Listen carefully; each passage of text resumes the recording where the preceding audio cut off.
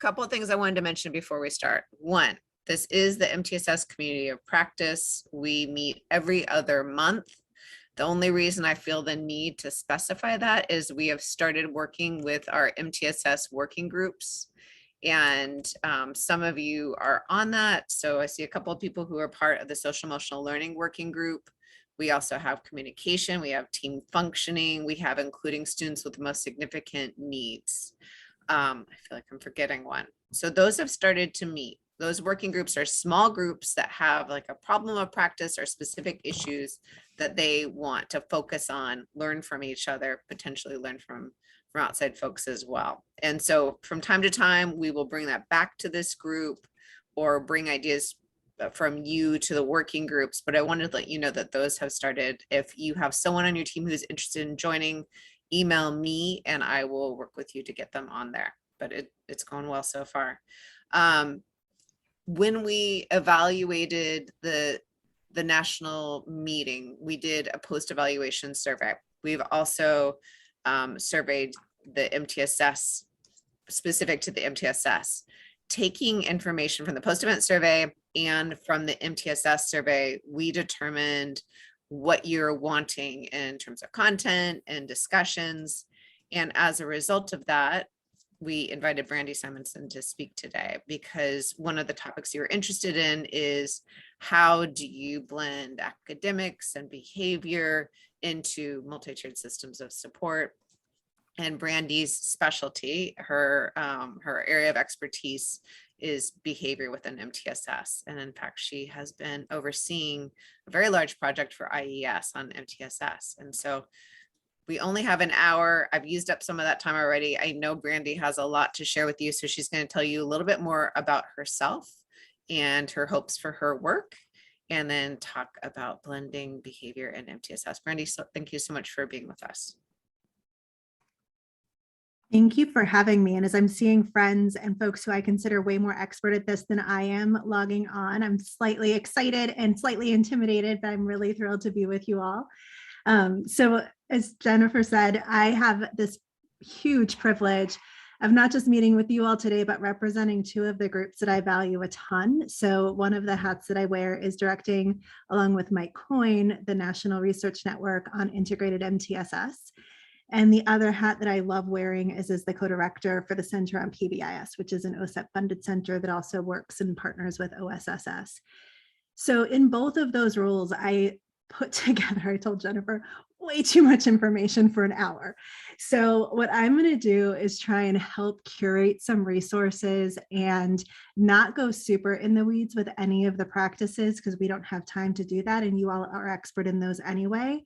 But I'm also going to rely on you all to kind of crowdsource resources, questions, stories in chat. So I will keep chat open. I'm not always good at reading and talking at the same time. So if something is super big, if someone will unmute and interrupt me, please feel free to do that. But I know you all have such information and resources and again, experiences in this that I would love to learn from you and have you all learn from each other. So with that, what I thought I would do is kind of inform a conversation that likely you would be having with others, because you can answer all of these questions in your sleep, but try and share kind of how I would frame some of my responses to these things and what resources I would pull, including some from the people on this call that I pulled. So I would like to go through that and have us start with the conversation from your perspectives about what is the benefit of an integrated framework from your perspective. And to make it a little bit fun, we decided to make you say that in one word in a Mentimeter. So I think I probably need to stop sharing my screen because I think Kelsey's going to take over because this technology was apparently beyond my technical skills to learn for this call.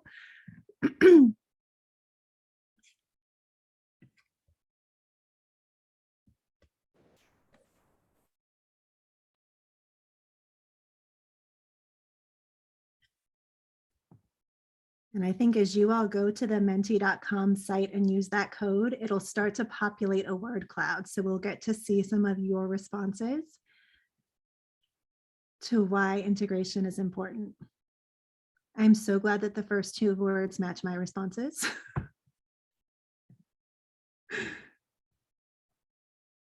Nice. So effectiveness, efficiency, thinking about blending, being cohesive. And I love the words holistic and whole child. So thinking about kids don't come in and need just one set of supports. They really do need those supports integrated. And frankly, whole teacher too. Like we as the educators have to figure out how to put it all together as we're supporting the whole child. I love the focus on equity. To me, the MTSS framework is all about getting us there.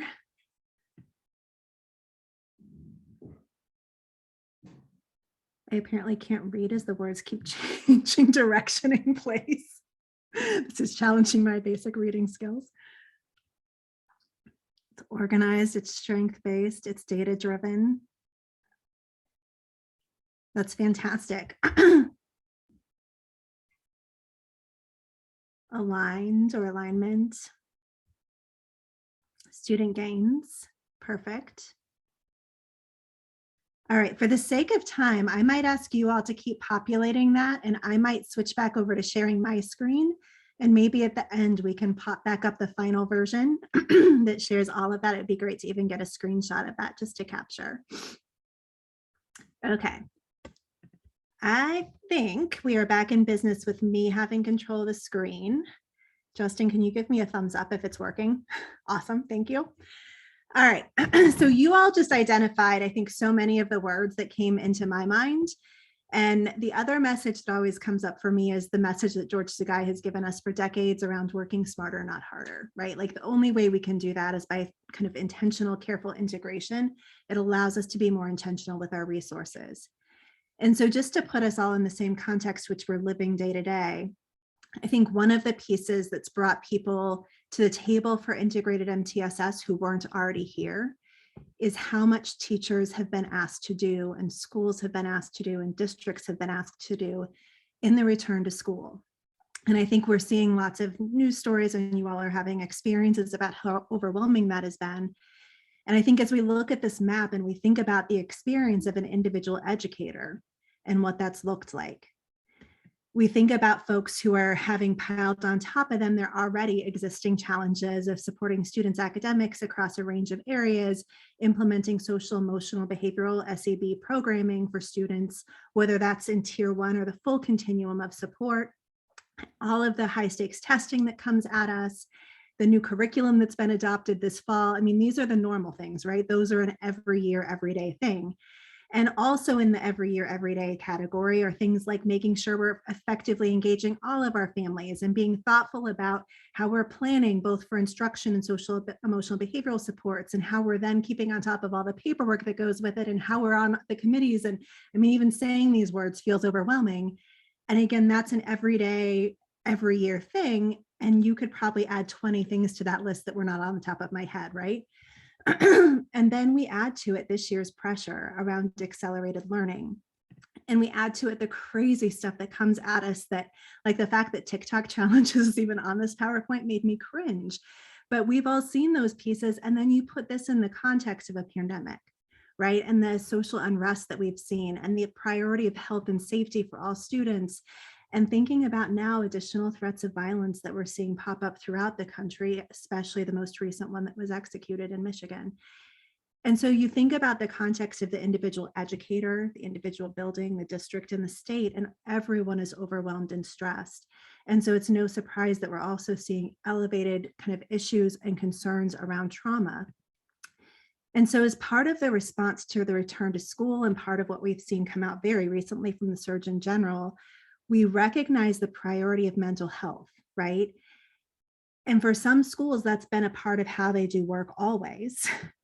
But for some schools and districts, this is slightly newer. That's something they used to outsource and not necessarily think about as an integrated part of their school-based support. And so the US Department of Ed earlier this year released what I thought was a very impressive set of guidelines. And in this document, I hope you've had a chance to peek at it, but if you have not, this is the cheat sheet version. They highlighted a range of challenges, so they did not make this sound easy, but they also provided really clear recommendations. And I'm going to not read them to you, but ask you all to kind of skim, especially on the green side, what the US Department of Ed highlighted, And hopefully as you get to recommendations 3, 4, 5, 6, 7, you start to see that what they're identifying is the need to organize supports within a coordinated framework, right? Not a specific framework. They didn't call one specific framework out, but the idea of an integrated framework that supports students' social, emotional, behavioral, and academic needs, because the definition of mental health is that, right? It's the social, emotional, and behavioral supports for students that also interact with educational needs and supports. So these were the 2 slides I threw in really quickly, Jennifer. I wanted to kind of give a picture of the why behind that. And one of the frameworks that has the most evidence behind it right now is PBIS. So we still have emerging evidence of some of the academic frameworks in isolation, and we're working as a national research network to really try and help support some of the information we have on the power and the promise of an integrated framework. But right now, the decades of research we have are behind PBIS. So I just wanted to put in front of you a little bit of the why. So when we can organize supports within a framework, when we can think about what all students need, what some and what a few need, we see really impressive student outcomes. We see reductions in reactive responses from schools, and we see the schools being a better, healthier, safer place for teachers. So these are all kind of findings across decades of studies, including some of the randomized control trials that we all know provide kind of the most rigorous levels of evidence. The other piece that I thought was kind of a cool kind of just realization for the field is that not only is it more effective and efficient, but it's resource efficient. It actually saves us money.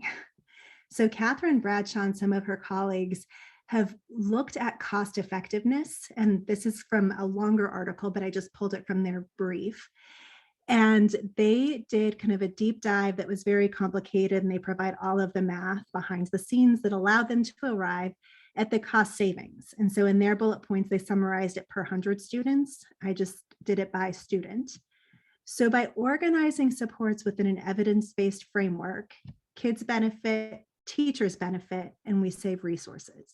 So again, you all know this, but as you're thinking about taking it back to districts, to schools, being able to think about that it works, it's efficient, it's effective, it allows us to support the whole child, and it saves us resources, I think are really important messages to be able to give. So those were the few slides I pulled in terms of the why. The Mentimeter was kind of a cute way to get everyone's feedback. But I would love you all to just, again, use chat to share other examples, other reasons, other things that have brought you to this talk today and to the work that many of you do day in and day out. So in terms of the why, again, for me, it's around working smarter and not harder. It's around being efficient, effective, and allowing students and teachers to experience the best outcomes that we can help provide. So the next question I wanted to have us think about is, but what does it actually look like, right? Like integration, at least for me, felt really abstract when we were talking about it as a field a decade or more ago. And to really think about what that means at the systems level and the practices level is a little bit more nuanced than I think some of our graphics and our discussions have led us to believe. And again, we've learned many of these lessons from folks on this call. So when we think about integrated MTSS, it is, as you guys said in the one-word responses, it's a comprehensive prevention framework. It supports the whole child. It's holistic. So all of those words come into this to think about supporting academic and social, emotional, and behavioral needs and improving outcomes in all of those areas. So we all know this, we live it, we breathe it. But I think some of the messages that I worry about as this gets translated into the field is a little bit of a reminder of where this work came from. So all of the work that we do in PBIS, MTSS, all of those different models came from a public health model, right? This is not new. This has been around for many, many decades. And it was a priority in prevention. So thinking about what everyone in a setting, in a context needs to be successful. And thinking about that tier one, that universal support is available to all. So not just to students who are going to benefit from tier one only, but it's available and it's supportive of kids who need more targeted and more intensive supports in one or more of their areas. And we know from a lot of our research that most students, if tier one is sufficiently intensive, most students can benefit from tier one alone. So in thinking about that, that tells us that we have to make sure that tier 1 meets the needs of most students in a setting. So in my background, where I worked in a school where all of my kids had identified needs and all had elevated aggression, because that was how they made their way into my school, our tier 1 had to be more intense than the public school down the road, because we had to meet the needs of the students we had. In the current context, when we know that our students are coming back with elevated levels of trauma, elevated levels of mental health need, our tier 1 has to be intense enough that most of our students can be successful with tier 1 only. It doesn't mean they're only going to get access to tier 1 if they need more, but we need to kind of beef up, make more robust our tier 1 so all students can be successful with tier 1 plus, and about 80% of students can be successful with tier 1 only. So those are our ways to kind of think about the importance of tier 1. We then know we layer on targeted supports, which are more intensified versions of tier 1. And for kids who are still not responsive, we look at more individualized and intensive supports for our kids with the greatest levels of need. And when we do that well, we know we meet the needs of all students. So again, you've seen this triangle 5 million times, but for me, it's helpful to really step back and think about especially what tier 1 means. And to do tier 1 in a way that meets the majority of need means that we have to be thoughtful, intentional with integrating social, emotional, behavioral supports at the level kids need to set them up for success. But while we think about the triangle and we sometimes apply it to the practices and the needs of students, as I was just doing, we also think about that framework being ways to organize practices and systems for staff, to think about organizing district supports for schools. So it's beyond just the continuum of research-informed practices, which is this first bullet point. For us to do integrated MTSS well, we also have to have comprehensive data-driven decision-making. I was in a call an hour ago with folks across the country thinking about as we're asking schools to make really informed decisions about how to enhance tier 1 and how to identify students who need more, they're not just looking at academic data or at office referral data or at school climate data or at attendance data or at screening data. They're putting all of that together into a comprehensive picture, right? So we have to have teams that are set up to have integrated expertise across academic, behavior, social, emotional needs to really be able to come together, look at those data, look at comprehensive data, inform what they're doing at tier 1, identify students and staff who need additional support, and then provide that support in a way that's driven by data and supported across time. So in those conversations, that's about integrated data decision-making. It's about integrated teaming and coaching, but it also flows down to professional development. I was working with a district who talked about integrated MTSS, but then they sent teachers to separate professional development events for behavior, for math, for reading.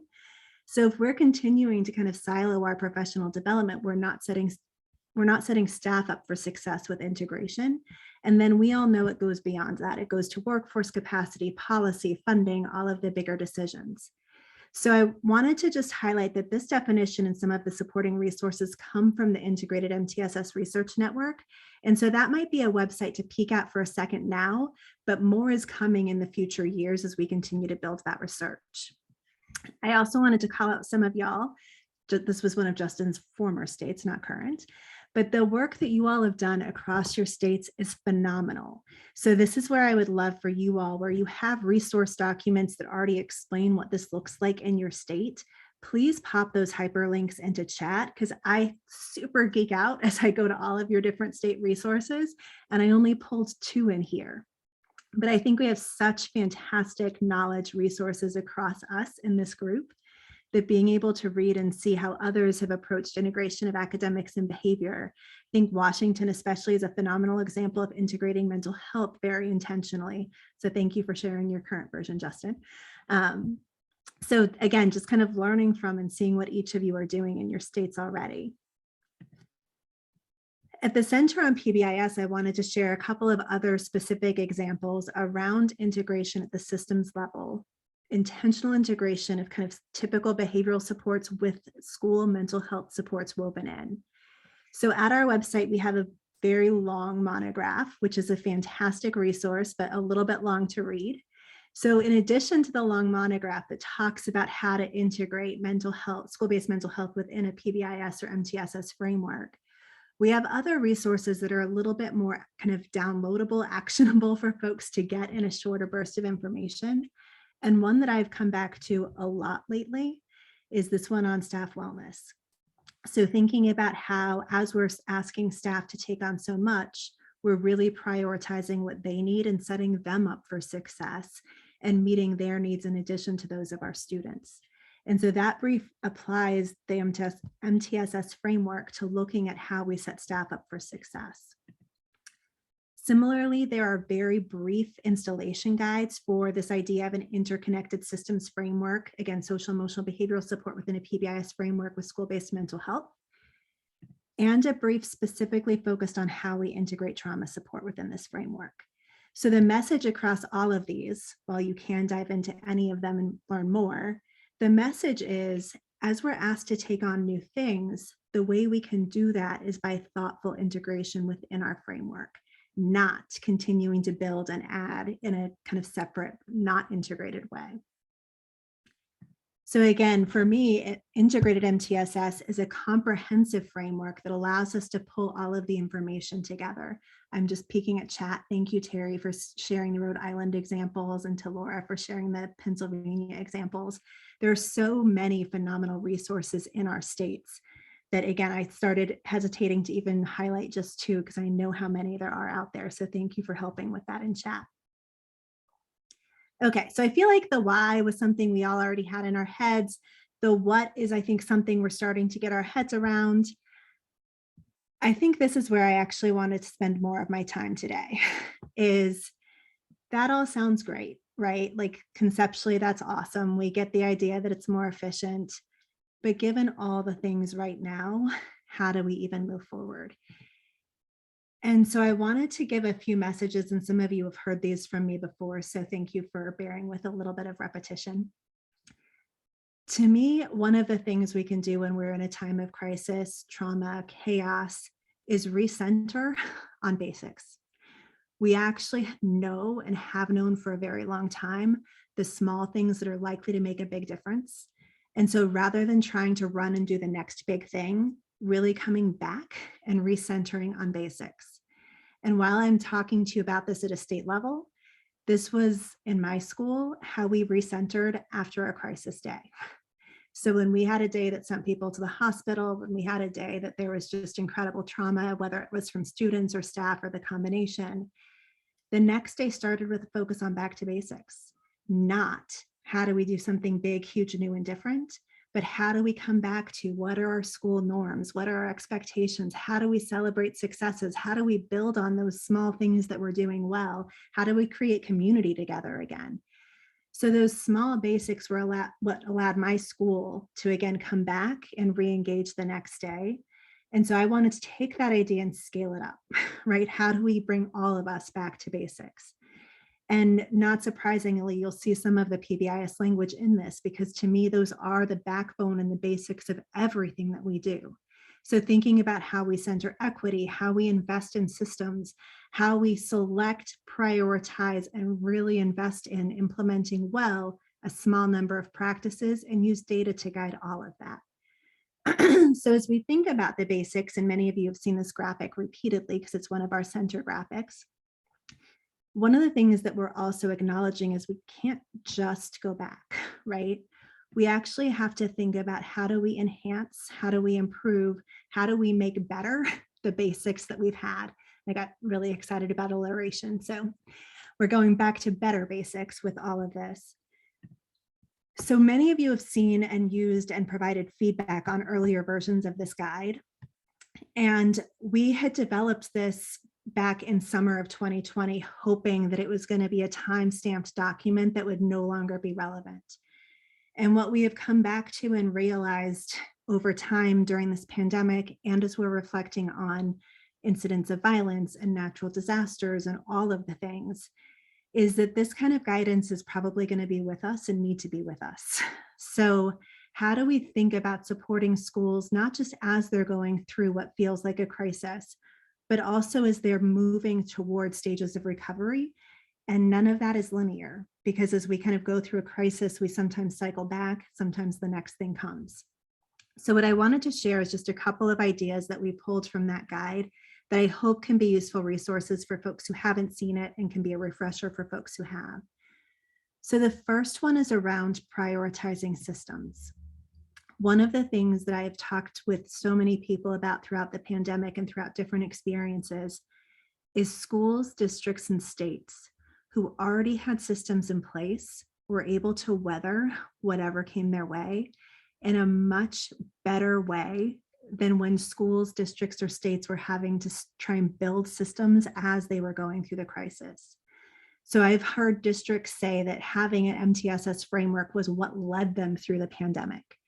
So really thinking about what those systems are that are resilient to crisis, so that we can help other schools, districts, and states also invest in similar systems.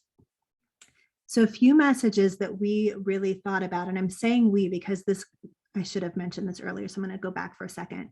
This guide was put together not just by the Center on PBIS and the MTSS Research Network, but we had advice and expertise from the SysUp Center, from the 2 literacy centers. So we were really grateful and thoughtful. And then we brought it to many of you who also provided feedback and advice. So one of the messages that especially came through from SysUp was the importance of not just recognizing the cascade and how we often do business and provide TA, but really thinking about how we are all in a crisis situation together, learning together. So how to make sure the feedback loops are truly bi-directional so that states are being informed by the work in their districts and understanding what the current needs and the current resource demands are. Districts are being informed by their schools. So it's not a district saying, hey, here's what we know everything, what you should be doing, but really hearing about the needs and the local kind of experiences of schools to be able to inform their district TA. And at the school level, listening to educators, students, and families, right? A lot of us, when we get into new crisis situations or new contexts, we haven't figured it all out. So we need that stakeholder feedback. We need the participation across all of those levels to really inform the next steps for us. That said, we do know quite a bit about what systems are likely to be effective. And you all have seen, those of you who work with our center, you've seen various versions of this graphic for decades. This is the current version that's been around for a little bit. And so as we think about working with states and districts, it's not just about kind of how we support implementation, but it's the structures at the executive level that allow us to sustain across time, right? It's getting changes into policy that set people up for success. And it's also taking a moment, whether it's a crisis situation or recovery piece, to look at where we need to enhance and revise those policies that already exist. Our attendance policies, are they relevant? Are they useful? How are we adjusting and enhancing them to be reflective of the current context? Discipline policies, are they being implemented equitably, or are they having unintended disproportionate outcomes? So really interrogating what is there after we have it in place, but the first step is to actually get it in place. So I would love to invite you all to also use chat again throughout all of this, but especially right now to think about some of those systems features that your state and districts that you support have had in place that have either set them up for success or potentially been barriers to success that had to be revisited. So yeah, grading and homework policies, it's, I hope, I keep hoping that the pandemic and many of the experiences we're having, from social unrest to some of the race kind of challenges, concerns, decades of violence, to school violence, I keep hoping that it gives us a chance to pause, reflect, and really be intentional about what we want schools to look like, even down to the very specific policies and the implications of those. So in this guide, we provided some just specific examples. And again, many of these we pulled from you all. So I would love to have you all continue to share and provide examples in chat of where you have enhanced systems. Maybe public health experts were invited to a leadership table. I feel like school nurses have become front and center members of a very valued part of our leadership community. And I'm not sure that had always been in place before. So thinking about where you've enhanced ways you're engaging with families and community members, ways you've adjusted funding and alignment. So any of those pieces around systems, I would love to hear some of the examples of how you've enhanced that kind of in this initial recovery phase. And as you're putting those in chat, I'm going to keep us moving a little bit to think about practices. So as we think about what we're asking educators and others to do to support our students, the back to basics logic makes a ton of sense there as well, right? So in this guidance document, we talked about ways that we can help folks focus on those practices that allow us to set students up for success. And as you look around this circle, all of these practices, from connecting with students, families, and each other, all of our practices around screening, not as a formal tool, but as a process for uncovering need and matching support to need.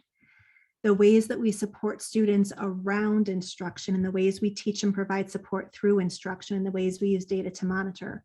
All of these practices are set up to set students up for success, both socially, emotionally, and behaviorally, but also academically.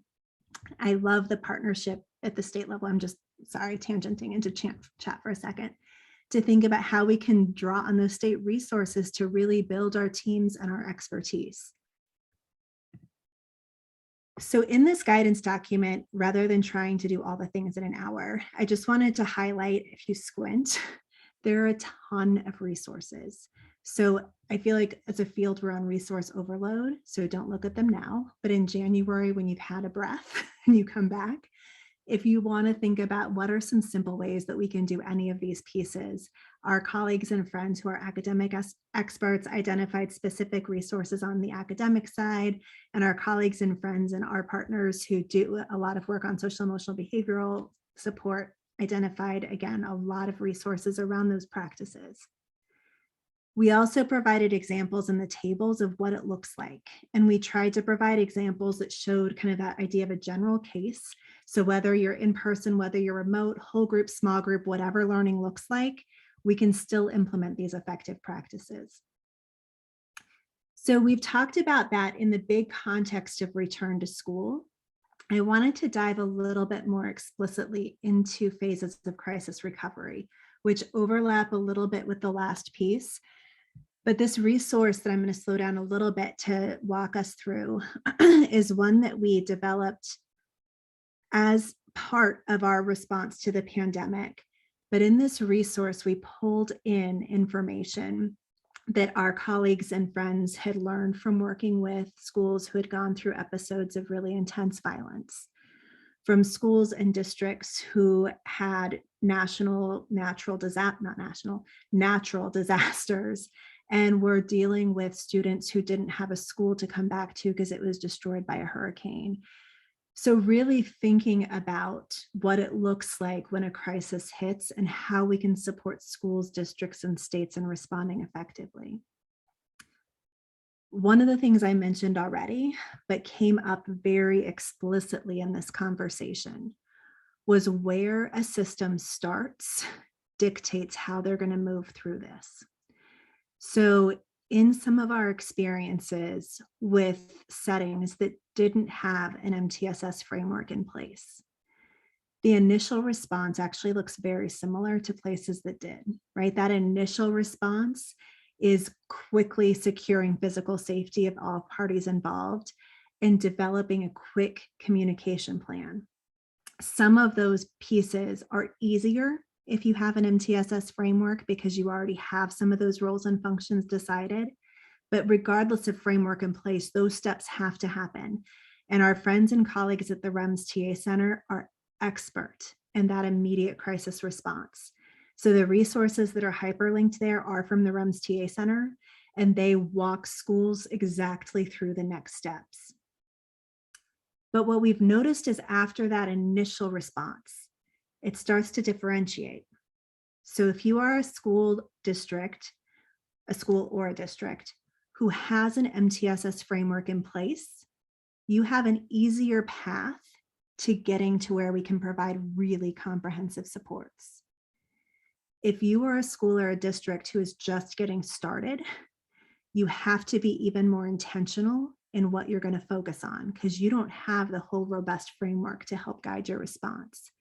So I'm going to keep us at the top of this for a second and have us think about those districts that we support who don't have strong systems in place, who are maybe emerging in their systems development or haven't fully embraced an MTSS framework yet. In those settings, what we are finding is trying to have them build the system as they're going through recovery is daunting and they get stuck. And so rather than having them try and do all of the things to create an effective framework, we have found it being more successful to ask them to prioritize two key things. One is setting up supports for staff wellness. And the staff wellness brief I mentioned already is a fantastic resource for that. It does start to organize it within an MTSS framework, but it has guidance for what we do for all. The second thing, it's hard for schools that don't have a framework in place to think about school-wide support. But all of us can think about creating positive, safe, predictable classroom environments. So we ask folks to start small. If they don't have things in place, think about the 1 or 2 practices that they can install, have teachers and students experience success and build from there. So we're going to talk about that piece for a little bit, because I don't know what your experiences have been, but when I'm talking with districts right now, some of them are there. They don't know where to start. They're feeling overwhelmed. And so they need a small thing that they can be successful with so that they can build from their success. After that initial piece, we can get them more fully into school-wide implementation. We can start thinking about using their data to better differentiate supports across the continuum. And ultimately, those schools and districts also land in a comprehensive MTSS framework. But for them to start, again, small things, start to celebrate success, big impact. I'm going to take 1 second and before I go into the next path and just peek at chat for a second. And seeing the New Jersey example, just fantastic. And the Montana group, I love engaging the tribal voice and being really intentional about kind of who is part of the decision making. That's fantastic. Please keep sharing examples in chat because you all, again, have such amazing experiences in learning. So now I'm going to bring us down to the bottom part of this graphic.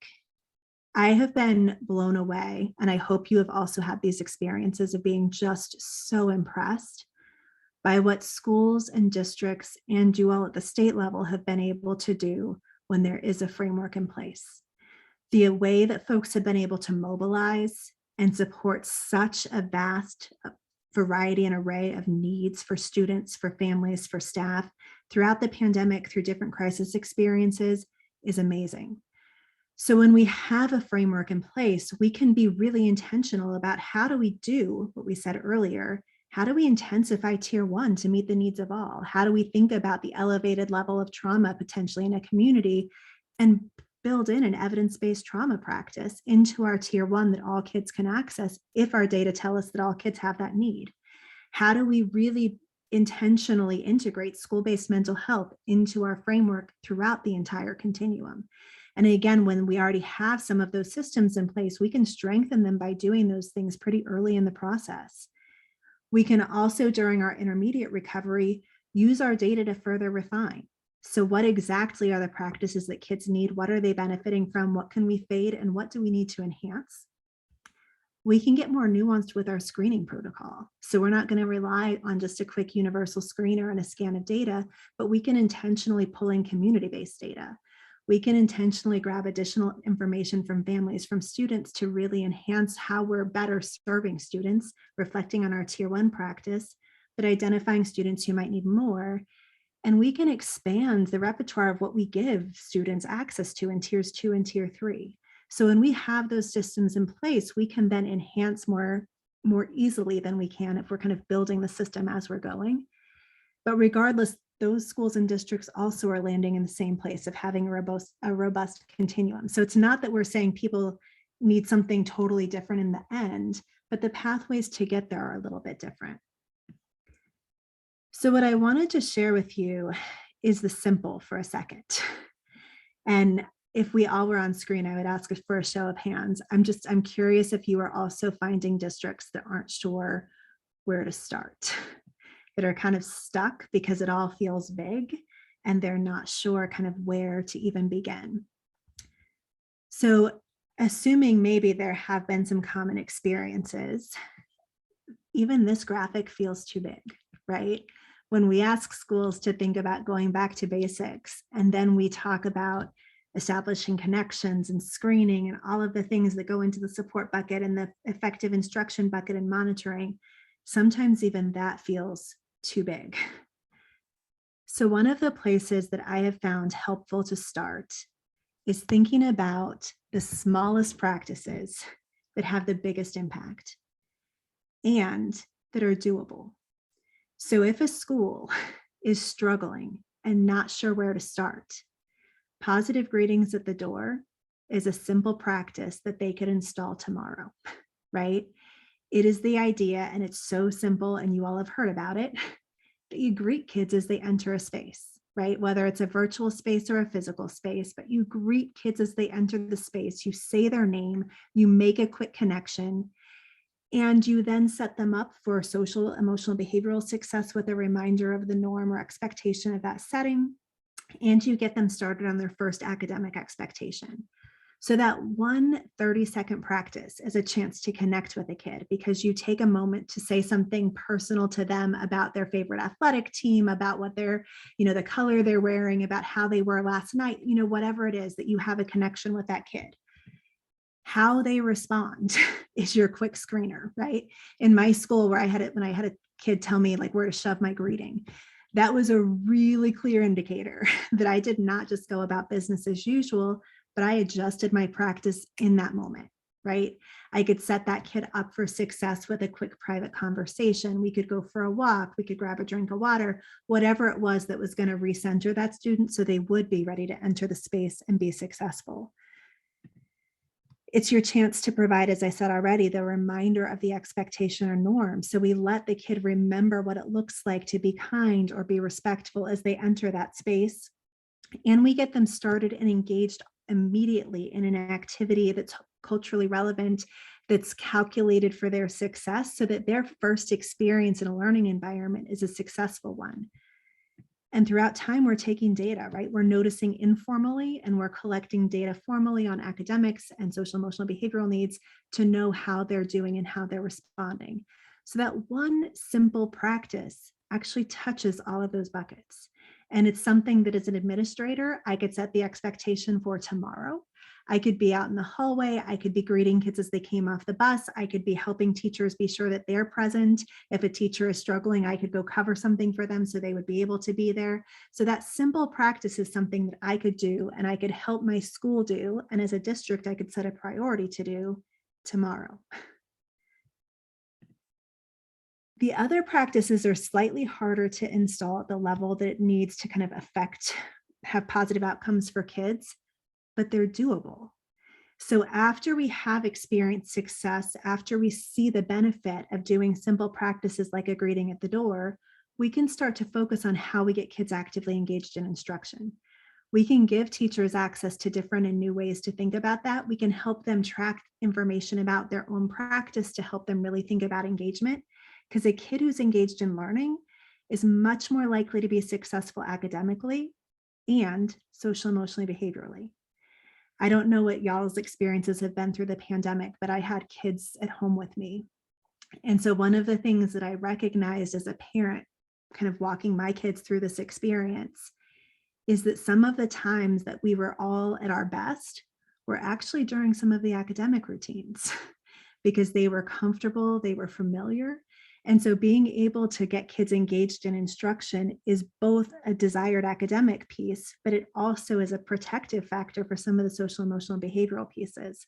Again, assuming that instruction is relevant and at the student's appropriate level. And the last of the three practices that I'll highlight, because again, they're so simple, they're doable, is specific feedback. So being able to catch kids when they are getting the academic responses either close or right and provide specific praise to encourage and enhance what they're doing. being able to catch the students when they're doing their best in terms of effort or execution of a social emotional behavioral skill and catch that and tag that with praise, huge impact. Being able to provide feedback when a kid makes an error, whether it's an academic error or a social emotional behavioral error, and provide the information they need to be successful the next time, give them a chance to practice, and again, celebrate their efforts and or their use of that skill with praise, huge impact. So those 3 simple practices are not like all we ever do, but those 3 simple practices give teachers things that they can put in place that have a huge impact on kids' academic, social, emotional, and behavioral responses.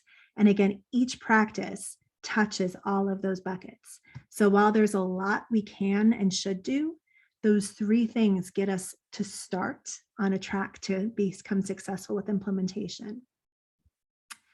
So what I wanted to do for another minute is think about those 3 practices as examples, and then think about how we can then set teachers up to do them in ways that feel habitual instead of effortful. So how can we make effective practice just a habit? It's just how we teach. It's just how we do school, rather than having to think about it and focus on it and have it feel like one more thing. And so we actually wrote a quick brief on this, which is going to give more information than what I say in the next couple of minutes, but we wrote it with the intention of being super simple. We don't always hit super simple when we try, but I think it's close. And thinking about, if I'm an individual educator, how might I do this for myself? So I'm going to mention that quickly. But if I'm a school or a district or even a state, how do I think about setting the context up so that my educators in my state, district, or school can build these habits of effective practice? And you're not surprised, for those of you who know me, that it all comes back to good behavioral science. So all of this comes back to thinking about kind of what are the antecedent conditions, what are the skills that we want to practice and do, and how are we going to make sure that the consequences, those payoffs for us, actually set us up for success. So just as a quick and somewhat silly detour, actually not silly, but the pictures are silly. We have all had in the recent years to develop habits that, at least for me, were completely brand new and different. And that habit was remembering to wear a mask. And so because we've all had that common experience, and for most of us, it's been a new experience of a skill that we had to make habitual for us, I wanted to have us think through, and I'll give you just a second without me talking, think through what you did to build that into a habit for yourself. What did you do in your environment to make it more likely that you were going to remember to wear the mask, have it with you, have it available, have it clean, whatever? What did you do to make sure that the consequences were arranged so that it encouraged that behavior? Because there are things that are aversive about mask wearing that make people not want to do it. So how, especially if you were in a setting that required it, how did you set yourself up to have it work out okay for you so you were able to do it? And for me, when I thought about the consequences, I'm not a big fan of germs in any day. So like the pandemic germs, really not a fan. So avoiding germs was a huge reinforcer for me. But also at the beginning of the pandemic, I think most of us recognized that as a sign of respect for others, right? So there was a community of praise and sometimes punishment for people who didn't do it correctly, but a community of praise for that behavior. In my day job, I'm a professor at the University of Connecticut. We're the Huskies. So we had huge messaging around how do we wear masks on campus. And this is Jonathan. I can't remember what number Jonathan we're on now, but Jonathan was showing positive and negative examples of mask wearing on campus. And when students were wearing masks, it was a huge community effort. There were prompts everywhere on campus. There was praise for correct mask wearing. There were corrections occasionally if there were mistakes. So it was developed as a habit on campus with prompting in public, with consequences in public that were positive. And so most of us as Huskies got even better at doing this. But it was interesting this year as folks came back and were out of the habit over summer, and masks right now are still required for us on campus. We now have incentives so students can earn Husky pizza if they are remembering to wear their masks. So we have designed our environment to make this behavior a habit for us. And for many of us, it's now just how we leave the house, right? If we know we're going to go into a public indoor space, it's just a habit of what we do. So if we think about what that looks like, then for us to think about building habits of effective practice in a classroom, it's the same exact stuff, right? We can think about how do we set up our environment to promote the desired behavior and to prevent the undesired behavior. So if I'm working on, for example, remembering to greet kids at the door, how do I prompt myself, maybe set an alarm on my phone to make sure that I remember that I'm there before the first kid comes in? How do I prevent myself from choosing to do email, have a quick parent conversation, or any of those things that are interfering with my ability to be there for my students? How do I practice that behavior to fluency? So if I want to try and be one of the super fancy teachers on YouTube that has like crazy ways that they greet their kids with different handshakes and dance moves, like for me, that would require way more practice than I could ever pull off. But even if I was just going to do simple greetings, practicing and getting those to be fluent, and then having a strategy to monitor whether I was doing it.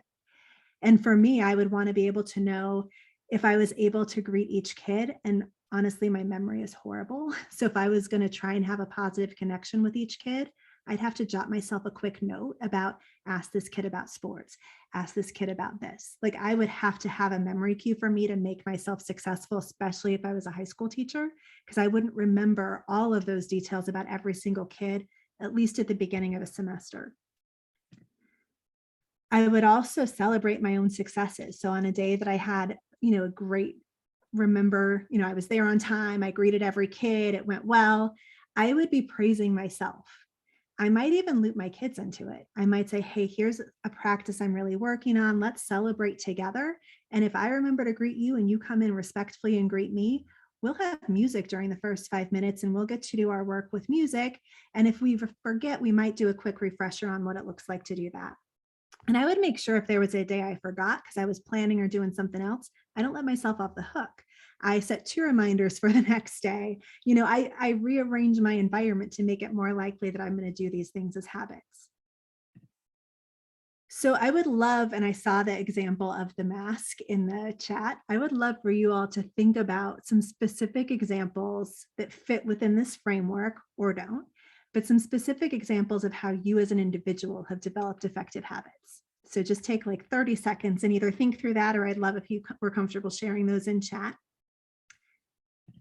And as you're doing that, I'm going to zoom us back up. So while we can do this at an individual level, what does this look like to do it at a systems level?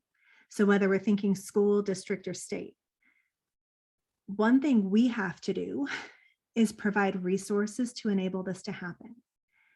And because resources, not money right now, but all the other resources are finite, right? We have staffing shortages, we have people stressed, we have administrators driving buses and cleaning bathrooms, like resources are finite. The best thing that I can imagine doing is giving people time. So helping people think about, you cannot do all the things. Here is actually the few priorities we have as a school.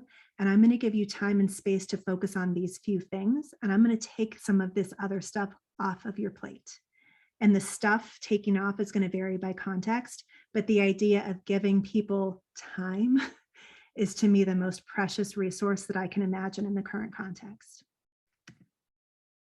The other piece is I think about, in addition to giving time, what are the current barriers that are in place to them doing whatever practice it is that we're wanting to emphasize?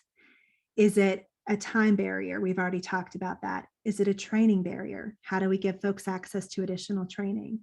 Is there some other thing that's preventing it? So at a systems level, how do we remove systematically those barriers at the school, district, and state level to set folks up for success? Me being more on the behavior side of things, I sometimes wonder if some of the testing stress and those things become barriers to teachers doing some of this work in a really intentional way.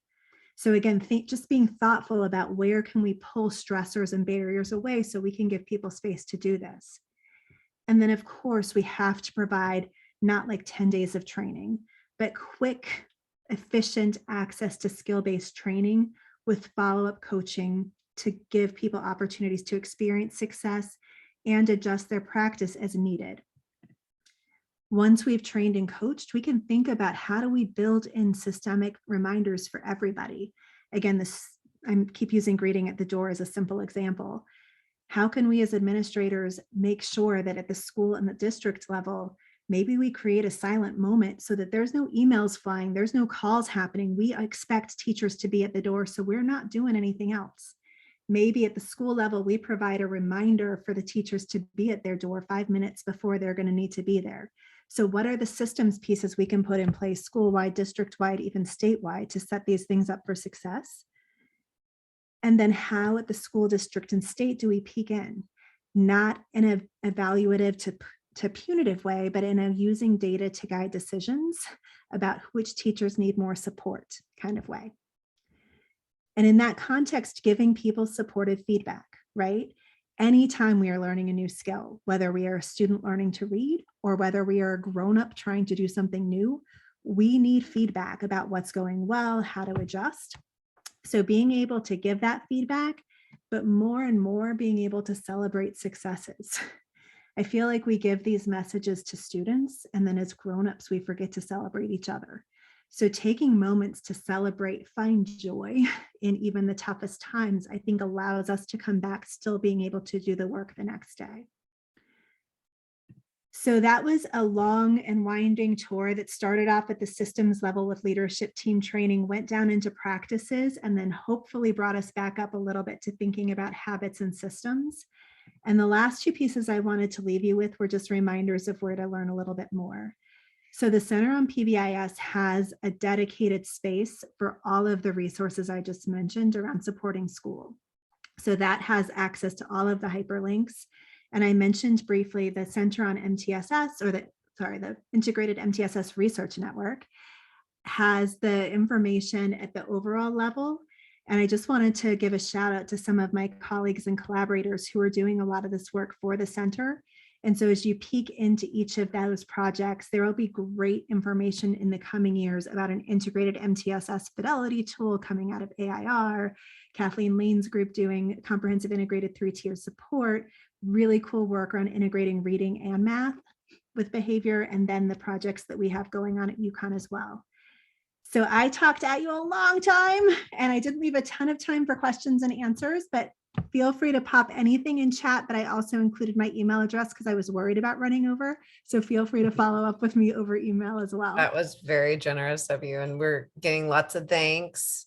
One thing that I don't know if you got a chance to see, Regina in Virginia says, Virginia has integrated two things in particular: an academic ATFI to align the work and integrated professional learning in all areas, but particularly in classroom systems. And I think one of the reasons that's interesting, the classroom systems, is that, and you all probably have data on this for the PBIS Center, I feel like that's still the area that people, it's not happening in, and it may be the most critical area at this moment. So I don't know if you have a last word right at time about that. My quick last word is to stay tuned, because I think in the MTSS network, we've had really in the weeds conversations about what does it look like, sound like in the classroom, that I feel like, at least for me, has been a learning experience. So many of you have probably figured this out and are old hat at it, but thinking about how do you structure a lesson plan? How do you really give teachers a schedule that sets up integrated practice? How do you put prompts and reinforcers for social emotional behavioral skills right into the academic curriculum? You know, some of the like in the weeds practical pieces are, I think, future directions, but things we're doing in some of the research studies that we're hoping to make resources available publicly once we've tested them and know they actually work. That's exciting and sounds very hopeful. Justin, did you want to say anything? Okay, it's good to see you. And Brandy, thank you so much for, I think it was a very hopeful presentation in terms of thinking about how to maybe simplify thinking and practice as a way to move forward. And I think for me, at least, that's a hopeful thought right now. And so hopefully, using hope a lot, but I'm guessing that also sparked that kind of thinking for others. So we appreciate your time here, and it's always fun to collaborate with you. Thank you all. Great. Have a good afternoon.